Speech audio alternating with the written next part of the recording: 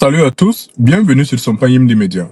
Aujourd'hui, nous avons la chance et l'honneur de recevoir le docteur Kwilga Kwala. Il est docteur en administration publique. Il est aussi un entrepreneur. Dans un premier temps, il va discuter et partager avec nous de son parcours depuis le lycée provincial de Kourgou, en passant par l'université Joseph Kizerbo Awara. Et dans un deuxième temps, il va partager un peu son expérience en tant que Fulbright à Minnesota State University de Mankato. Et ensuite, il va discuter avec nous de son expérience entrepreneuriale à travers sa structure Panga Institution. Qu'est-ce qu'ils font et comment la communauté burkinabé africaine, en général, peut bénéficier de ces services. Alors, et dans une autre vidéo, nous allons discuter avec lui de son tout dernier livre qu'il a publié en avril, à savoir comment la diaspora peut mieux investir en Afrique à travers la famille, à travers les amis ou à travers les institutions qui existent déjà. Alors, docteur, si vous pouvez vous présenter. Oui, merci à M. Zungrana, merci à Sampayimdi Media pour l'opportunité que vous m'offrez ce soir de parler, de communiquer, d'échanger avec vous sur ma modeste personne et mon modeste parcours. Salut à tous, bienvenue dans la nouvelle rubrique Parlons-en. Dans cette rubrique, nous allons discuter des sujets passionnants. Nous allons discuter des sujets qui affectent notre quotidien. Nous allons aussi discuter des sujets qui font l'objet de débats de politique publique. Alors, si cela t'intéresse, abonne-toi, partage et surtout, stay tuned. Voilà, comme vous l'avez souligné, moi c'est Kwilga Kwala. Brièvement, je suis docteur en administration publique et politique depuis 2020. Okay. Et c'est également après 2020 que j'ai donc pensé à l'institution Panga Institutions, qui en réalité a commencé sous d'autres noms. Okay. Et grandi donc jusqu'à Panga Institutions aujourd'hui. Okay. Et donc au sein de Panga Institutions, nous faisons pas mal de choses, les taxes. Okay. Et aussi, comme vous l'avez mentionné, donc nous avons des rencontres entrepreneuriales hebdomadaires de 30 minutes pour, dans l'objectif de partager un peu du contenu avec la communauté. Ok, alright, no problem. Mais maintenant, Dr. Kwilga Kwala, pourquoi les États-Unis? Bon, il faut dire que c'est une très bonne question. Et en son temps, il faut dire que c'est la grâce de Dieu, c'est le plan de Dieu. Quand j'étais à l'université de Ouagadougou, il faut dire qu'en deuxième année,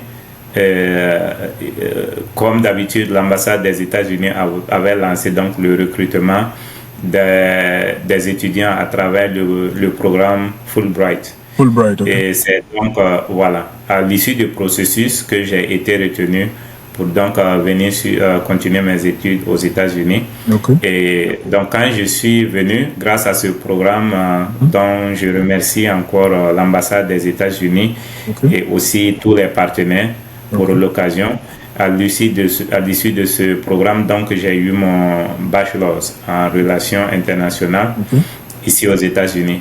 Donc j'ai bouclé le programme, je suis retourné au Burkina Faso où j'ai travaillé près d'une année et demie dans la région du Sahel où je travaillais donc en tant que coordonnateur de programme pour une association donc des alumni, des Fulbright alumni et autres, et donc qui était également financé par le département d'État américain. Il faut dire que après, donc, étant donc à ce rôle, j'ai décidé de revenir aux États-Unis sur mon propre compte pour continuer mon master. Donc, j'ai eu mon master à Minnesota et en 2016 avant de continuer en Virginie où j'ai obtenu donc le doctorat en administration publique et politique. Ok. Merci beaucoup, docteur. Mais à rappeler le Fulbright, quelles sont les conditions pour être admis pour le Fulbright? Si vous pouvez donner quelques caractéristiques, ça peut aider.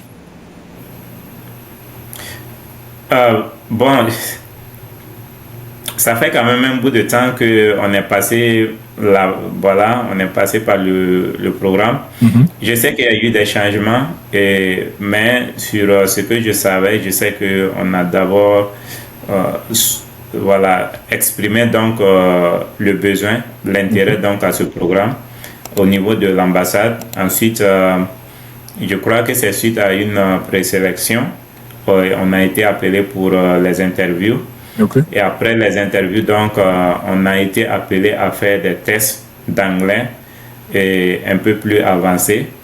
Et après donc ce test de langue, nous avons fait le Fulbright, le test, le TOEFL, okay. Donc qui est le niveau élevé pour tester le niveau en anglais, okay. Et pour ceux qui veulent étudier aux États-Unis. Okay. Et après ça, je pense qu'il y a d'autres conditions et d'autres documentations à réunir. Sinon, de façon brève, voilà comment ça s'est passé. Ok, merci beaucoup. Merci beaucoup. Alors, vous venez de nous expliquer pourquoi vous avez fait le choix des États-Unis. Maintenant, pourquoi Minnesota? Brièvement. Est-ce que vous connaissiez une personne déjà au Minnesota? C'est ça qui vous a motivé ou bien... Comme je dis, c'est pour ce qui concerne donc la bourse Fulbright, c'est déjà, comme j'ai dit, c'est la grâce de Dieu. Et je suis venu donc avec une promotion de Fulbrighter, donc des gens qui ont été recrutés dans ce programme. Okay. Et voilà, quand moi je suis venu, j'ai fini très tôt mon programme. Je pense que on était 10 et des 10, j'ai été, je pense, le premier à finir, sinon le deuxième. Premier à finir et je suis rentré. Et quand je suis rentré, j'avais envie de revenir, donc je suis resté en contact avec les autres qui étaient ici. Et il se trouvait qu'il y avait voilà, un camarade du nom de Bouddha Delwende qui était donc à Minnesota en son temps. Donc je lui avais parlé et il m'avait dit un peu ce qu'il faisait. Et donc c'est en communiquant avec lui qu'on a trouvé, j'ai pris connaissance du programme, donc j'ai fait le dossier et donc tout ça a bien marché et c'est là que je suis revenu. Donc je profite pour lui dire merci pour l'accompagnement en son temps parce que il avait une longueur d'avance sur moi donc sur ce programme et voilà, ça a été quelqu'un de longue date avec qui on partageait beaucoup de choses pour ce qui concerne donc les parcours académiques. Il n'y a pas de problème. Merci beaucoup, merci beaucoup, merci beaucoup. Maintenant, quand vous êtes arrivé aux États-Unis, quels sont les challenges que vous avez fait face, surtout que vous avez choisi l'État du Minnesota, comparé au climat de Ouaga? Non, il faut dire que oui, le climat, la différence est grande. Il y a d'autres. Je disais que pour ce qui concerne donc les challenges, bon, il y a évidemment, il y a le temps. Voilà, Minnesota, c'est vraiment la neige. Et voilà, avec quelqu'un qui, comme vous le savez, vient d'Afrique, c'est un peu compliqué. Mais pour moi, j'avais déjà été à Buffalo, qui a le même niveau de neige et de climat que Minnesota. Donc, je n'étais pas surpris.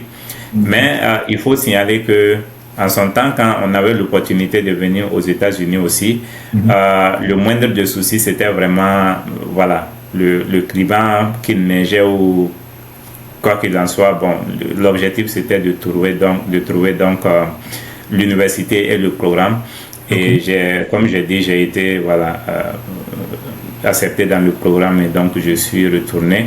Je ne sais pas si la question c'est seulement au niveau les défis, c'est au niveau du climat ou bien c'est de façon générale. En général, le choc culturel, parce que souvent la perception qu'on a des États-Unis à la télé et la réalité qu'on vient trouver, surtout la différence entre le système éducatif de Ouaga à travers l'université et quand vous venez ici avec le programme de Fulbright, leur façon d'étudier, de dispenser les cours.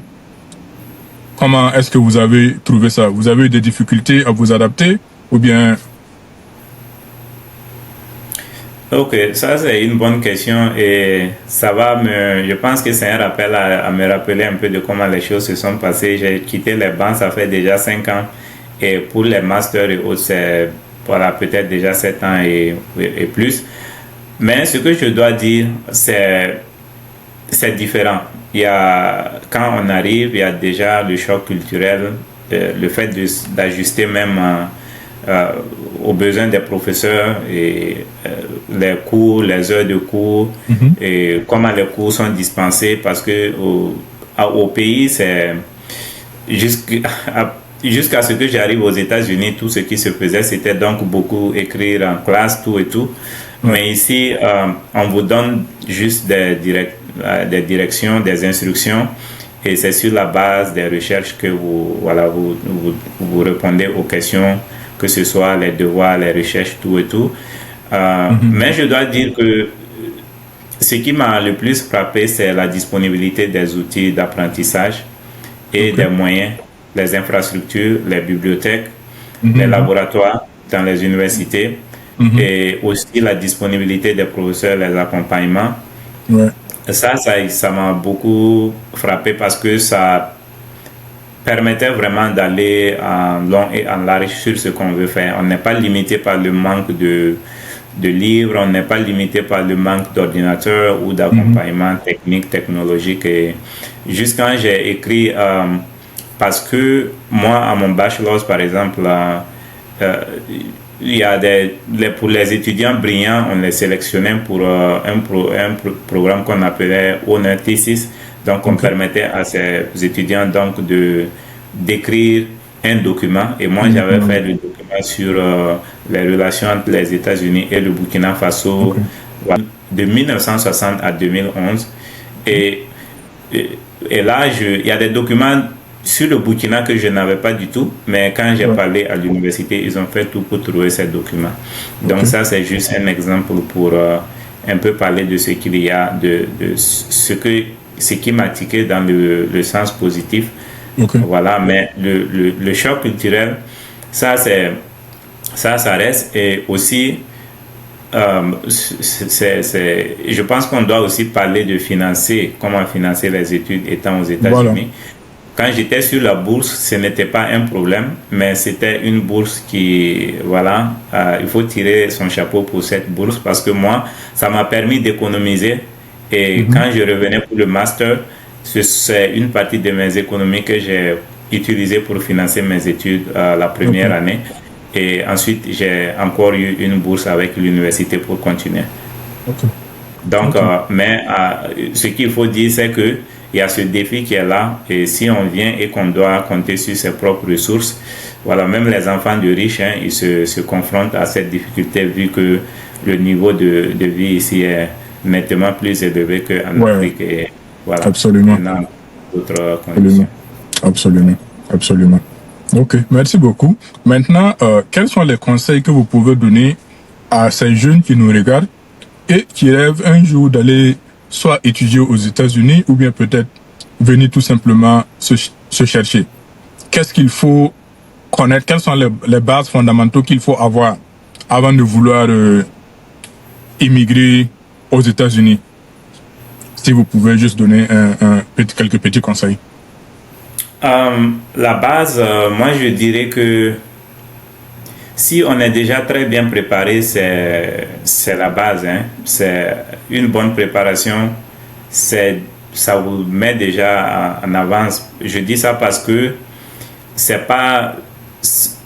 Il y a les opportunités, mais ce n'est pas un pays, un milieu où tu vas marcher comme ça et puis rentrer au marché et saisir les opportunités. Il faut se préparer. Et la préparation, c'est depuis le pays. Ce que vous voulez faire, vos ambitions, si vous avez des gens qui sont déjà ici, il faut communiquer franchement avec ces personnes et demander des conseils francs. Qu'est-ce que vous pouvez faire étant au pays pour qu'une fois que vous arrivez ici, vous soyez vraiment et vous ne vous confrontez pas à certaines réalités qui peuvent décourager. Donc, je dirais bien se préparer et savoir que c'est un combat. Au pays, on se bat. Ici, on va se battre pour intégrer. Mais c'est de venir avec... Au début, on peut venir on va dire qu'on vient se chercher, mais ce que j'ai remarqué aux États-Unis, c'est qu'il n'y a pas un domaine médiocre. Il n'y a pas un domaine où on va dire que vous n'allez pas avancer dans ce domaine.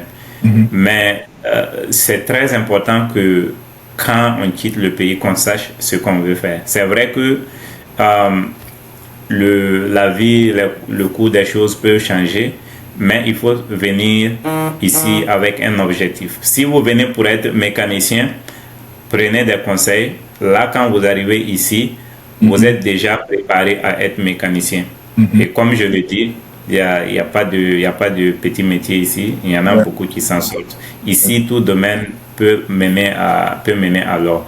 Donc, c'est ce que je peux donner comme conseil. Mais il faut aussi... La meilleure façon de venir aux États-Unis, je dirais, c'est pas la voie légale. C'est pas la voie légale. Et prenez le temps de vous préparer. Vous pouvez échouer à plusieurs reprises au niveau du visa et de certaines tentatives, mais continuez à taper aux portes. Un jour, les portes vont s'ouvrir.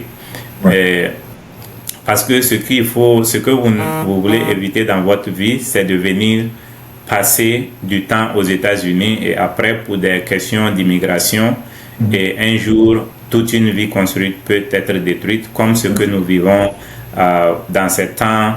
Voilà, sous cette administration qui a donc adopté des mesures austères au regard des immigrants. Donc, c'est ce que je peux dire, voilà, à ce niveau, quoi. Une bonne préparation, essayer la voie légale.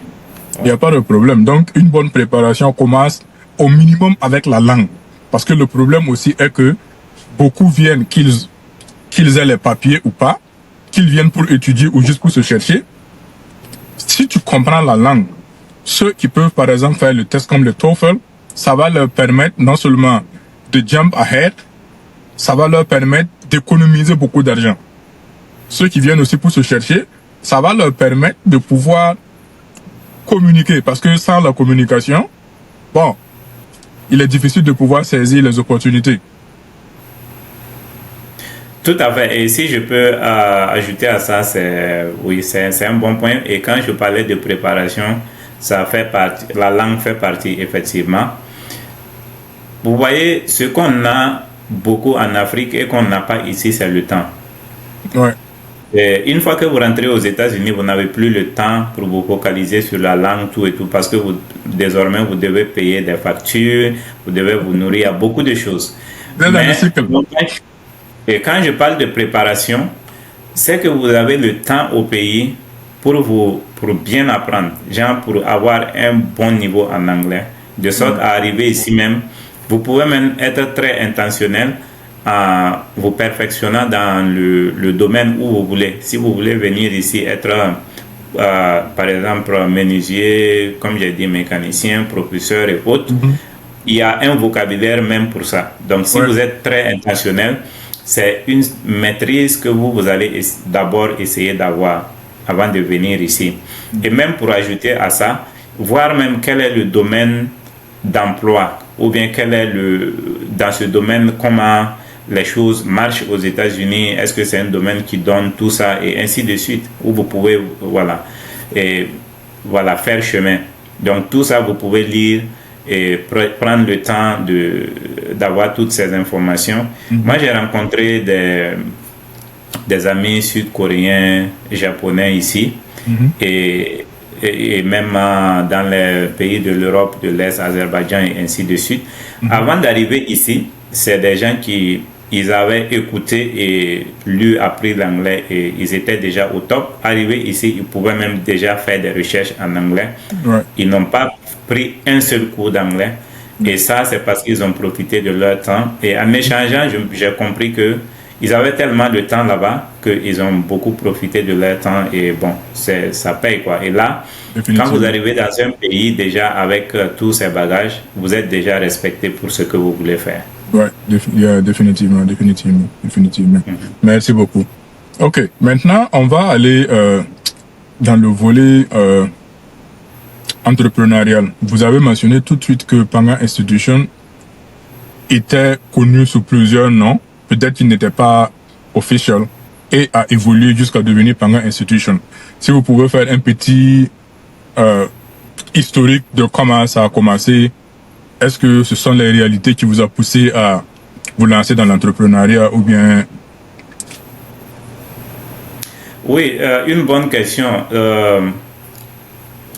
En fait, moi, mon esprit est toujours communautaire.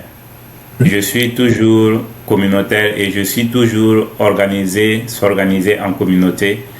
Et c'est ça qui va permettre d'avoir un impact. Donc, j'ai toujours eu cet esprit depuis l'université je dirais depuis le lycée provincial à Koudougou, parce que j'ai fait le provincial, jusqu'à l'université à Ouagadougou, et jusqu'à Buffalo, New York, et à Menkero, Minnesota. J'ai été le président d'une organisation, African Student Organization for Development and Progress. Et voilà, dans l'objectif d'organiser les étudiants africains pour des nombres et ainsi de suite. J'ai toujours été donc dans cet esprit communautaire. Ça veut dire, si on est ensemble, si on arrive à se motiver, on va très loin. On va aller loin. Et donc, jusqu'à présent, nous sommes donc dans cet esprit. Et je vous demandais, d'après le Coran là-bas, vous avez dit que vous le connaissez. Donc, c'est d'un projet pour la diaspora burkinabé aux États-Unis et au Canada qui existe donc depuis 2021. Donc, dont j'aurai l'occasion donc de vous en parler. Mais pour revenir à la question, du coup, moi j'ai fini mon doctorat en 2020. Donc 2020, je faisais des choses ici pour aider la communauté à gauche, à droite. Je prenais rien, c'était juste pour aider. Et ensuite, j'étais arrivé à un niveau où je dis, mais je peux, voici des choses que je peux faire qui peuvent aider la communauté. Donc, la formation. Donc, ça a commencé par la formation.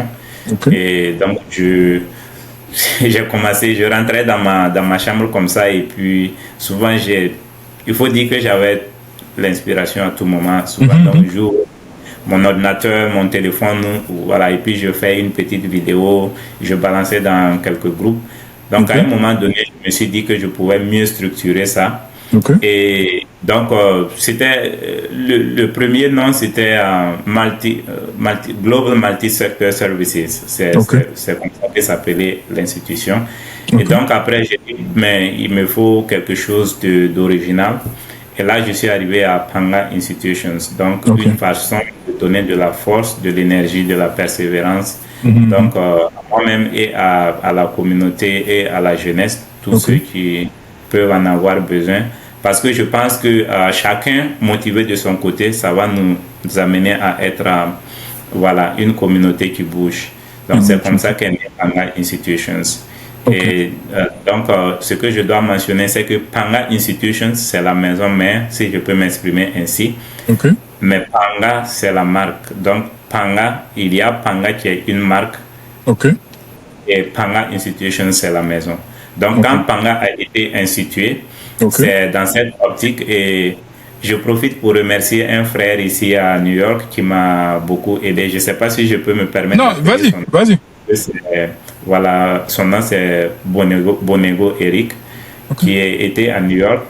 Et c'est lui vraiment qui, quand je lui ai expliqué le concept, il m'a dit, bon, envoie-moi les explications et ce que tu veux faire. Et quand je l'ai envoyé, il a donc fait sortir, c'est lui-même qui m'a fait le logo de Panga Institutions et aussi de Panga. Donc, un chapeau à lui parce que c'est un gars très créatif et un génie, quoi. Et c'est pour ça que moi aussi j'aime beaucoup travailler avec la communauté, parce que très souvent je vois que la personne qui me comprend exprime les choses de façon avec ce rapprochement, vous voyez, non, cette originalité. Voilà.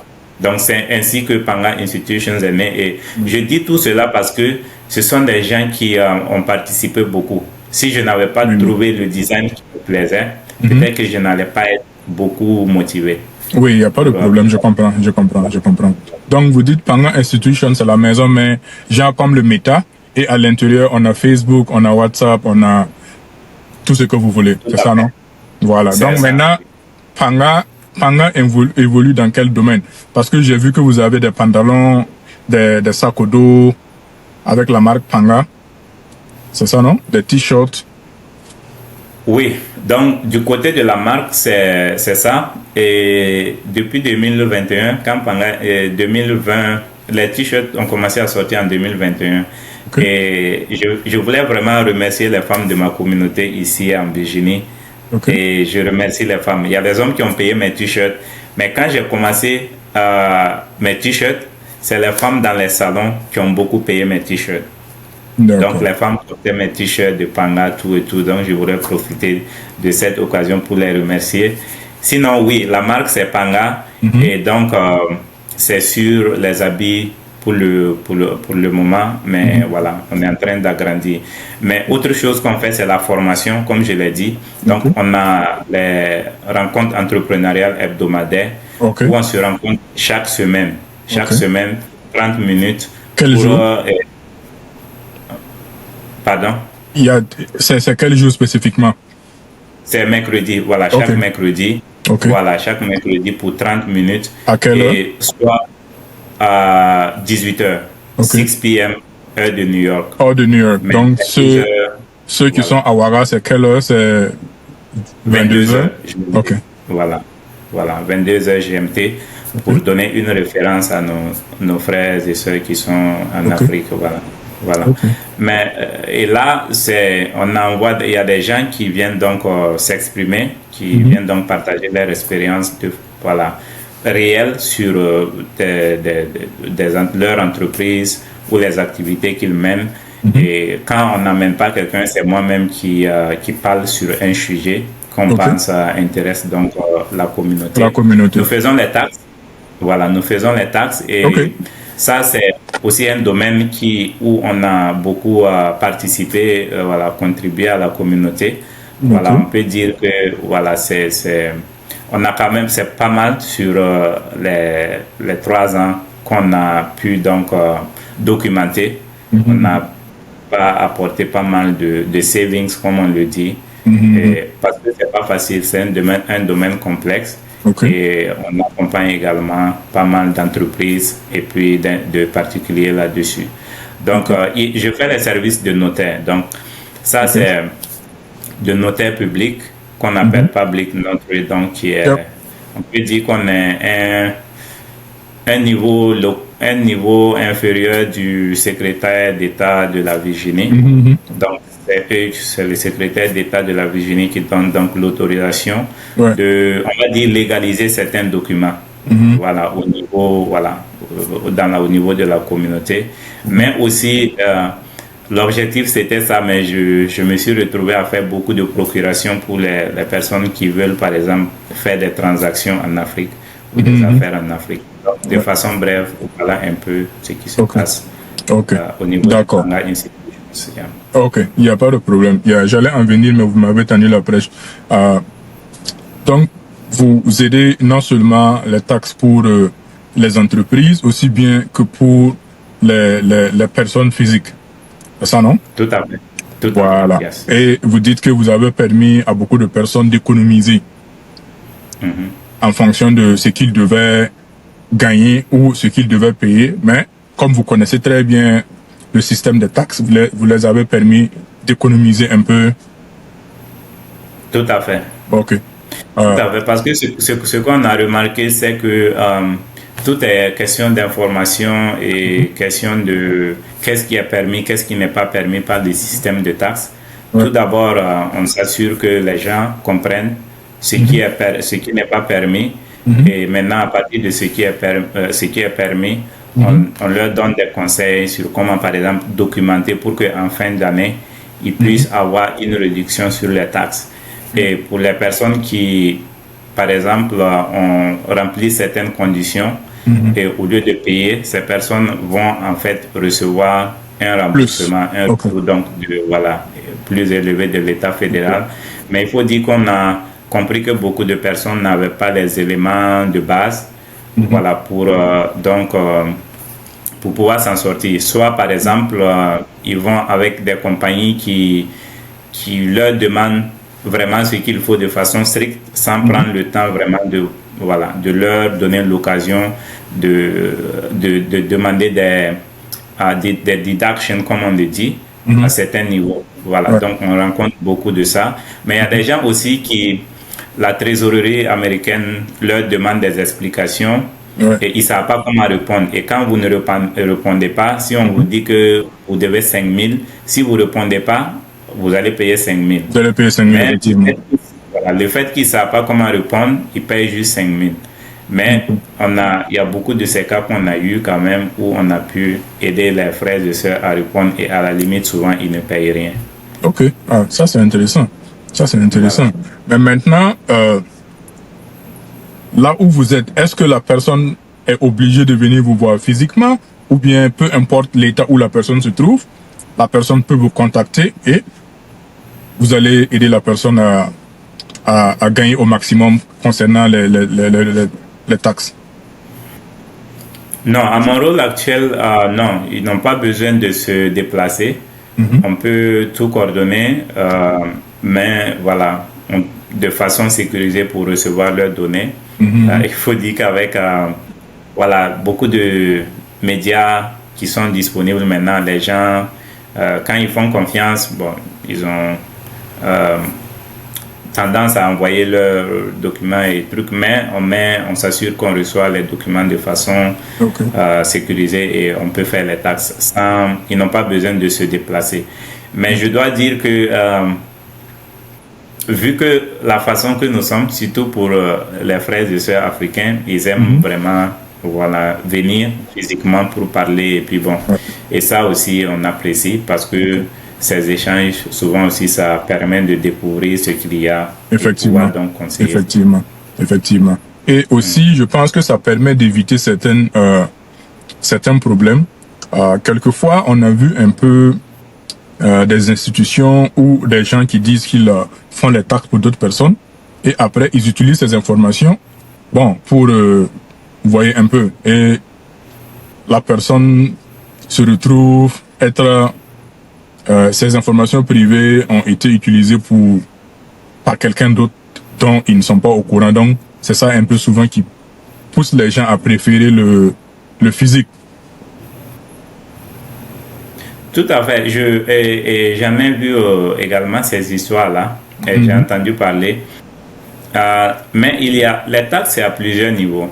Il y a les niveaux de base où quelqu'un peut se lever et dire...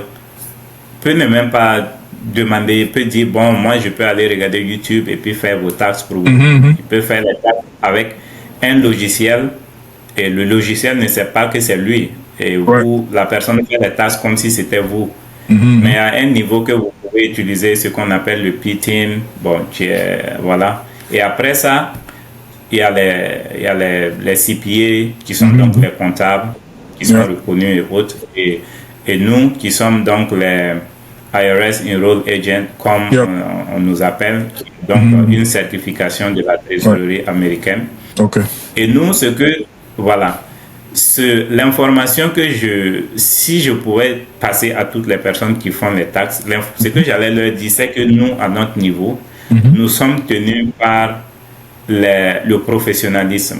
On appelle ça des secrets professionnels. Et en fait, si je commets même une erreur grave ou une faute grave, si je suis en manquement, cette personne saisit la trésorerie et dit, voilà, c'est Dr. Kuala qui a fait mes taxes, il a fait une telle erreur. Moi, on va me sanctionner, et souvent, ce n'est pas des sanctions des petits trucs, tu vas payer des milliers de dollars, tu risques la prison à certains niveaux. Et souvent, même, on peut revoke ton autorisation. On peut donc, retirer l'autorisation. Je pense que les gens ne savent pas ça. Et donc, quand je fais la publicité, je dis je suis IRS Enrolled Agent. Ça, ce sont des détails qui ne viennent pas, mais en réalité, c'est ce que ça veut dire. Mais si vous passez par quelqu'un qui n'est pas tenu par le secret professionnel, il va faire vos taxes, il ne va pas mettre son nom. Il peut également faire n'importe quoi avec vos données. Effectivement. Et moi, ce que je dois ajouter, c'est qu'il y a le système de IRS qu'on appelle Authorized E-Filer. Il faut donc, on va faire donc des recherches va vérifier ton casier judiciaire pour t'assurer que tu n'as pas un background sale, un casier judiciaire sale. Effectivement. Et si, voilà, donc, il y a ce processus et nous utilisons un software qui est protégé. Ok. Donc, un software qui est protégé, nous allons rentrer là-bas, ils vont demander toutes nos données de la trésorerie américaine, de la certification, et nous donner l'autorisation d'utiliser ce logiciel. Ok, ça c'est rassurant. Ça c'est rassurant. Ça c'est rassurant. Ok. Alors, c'était là la première partie de notre échange avec le docteur Kwilega Kwala. Pour soutenir ce projet et découvrir la suite, je vous demande un seul geste. Abonnez-vous, laissez-nous votre avis. Comme je l'ai dit chaque fois, ensemble, nous pouvons faire des merveilles.